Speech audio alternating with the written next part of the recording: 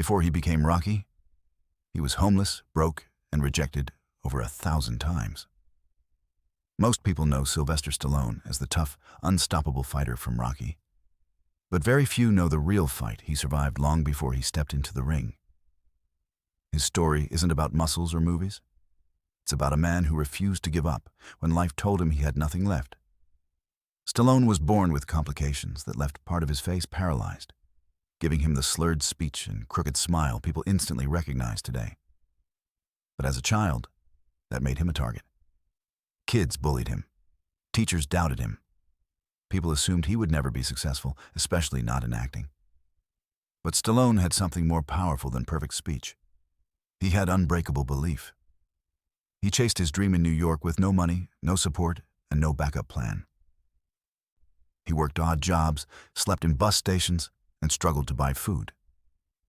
At one point, things became so desperate that he had to sell his dog, his best friend, just to survive. Imagine that level of pain, the kind only someone at true rock bottom understands. But even in those moments, Stallone wrote. He wrote because stories were the only thing he had left. One night, after watching a boxing match between Muhammad Ali and Chuck Wepner, Stallone felt something ignite inside him. He went home and wrote the first draft of Rocky in just 3 days.